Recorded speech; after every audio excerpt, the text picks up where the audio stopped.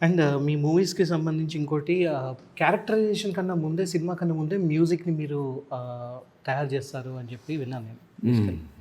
So, Chiranjeevi గారికి ఒక ఇప్పుడంటే మీరు పంజాబీ లాంటి సాంగ్స్ ఇక్కడ కూడా చాలా తీసుకొచ్చారు. 'అర్జున్ వెల్లి' లాంటిది ఒకటి, అది ఆ ఒక సాంగ్ ఉంది. దానికి ఎంత మళ్ళీ వచ్చిందంటే కారణం 'యానిమల్' మూవీ కారణం.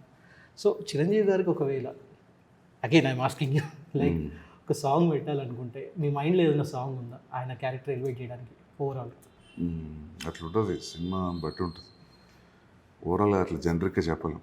ఒకవేళ ఫిల్మ్ చేస్తున్నాం అనుకో, ఆ టైంలో ఏ స్పెసిఫిక్ మ్యూజిక్ పడుతుంది అనేది ఆ సినిమా క్యారెక్టర్ దాని డ్రైవ్ని బట్టే ఉంటుంది.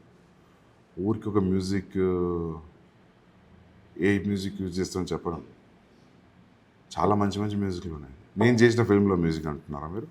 మీరు చేసిన ఏదైనా సెట్ అవుతుంది, అట్లేం లేదు. But it depends on what character. Actually మీరు సినిమాస్ అంటే 'అర్జున్ రెడ్డి' మూవీ తీసిన తర్వాత అందరికీ రిజిస్టర్ అయిపోయారు. అండ్ 'యానిమల్' మూవీ చూసిన తర్వాత మిమ్మల్ని చిరంజీవి గారు అప్రిషియేట్ చేశారు అని చెప్పి విన్నాను. సో ఎగ్జాక్ట్లీ ఆ కాన్వర్జేషన్ ఏం జరిగింది మీకు గుర్తుందా? నేను కలిసినప్పుడు చెప్పారండి, 'యానిమల్' రిలీజన్ తక్కువ రోజుల్లోనే కలిసా. బట్ ఈ సా ద ఫిల్మ్ ఓకే 3.5 గంటలు నాకు బోర్ కొట్టలేదని చెప్పాను. ఓకే అండ్ ఈ saw it in Hindi only. నాకు బాగా నచ్చిందని చెప్పాను. అంటే మీ ఇద్దరు కలిసినప్పుడు ఎక్కువ దేని గురించి మాట్లాడారు? మూవీస్ గురించా, లేకపోతే పర్సనల్ లైఫ్ గురించా, వేటి గురించి మాట్లాడారు? ఫిలిమ్స్ గురించే ఉంటుంది, ఇంకా దేని గురించి ఉండదు, ఓన్లీ ఫిలిమ్స్. అంటే చాలా తక్కువ సార్లు కలిసా, చాలా తక్కువ టైం కలిసా.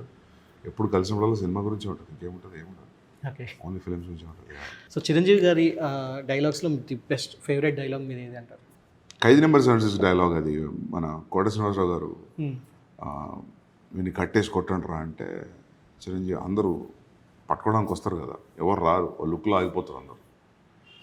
నా అంతగా నేను లొంగిపోతే తప్ప నన్ను కట్టి కొట్టే మగాడి ఊర్లో లేడని చెప్పి ఒకలాగా చుట్టూ తిరుగుతూ చెప్పి అక్కడికి వెళ్ళి షర్ట్ ఇప్పుతాం.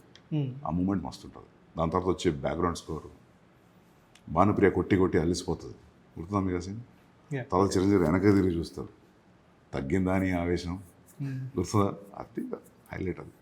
అది చూస్తుంటే అప్పుడప్పుడు నేను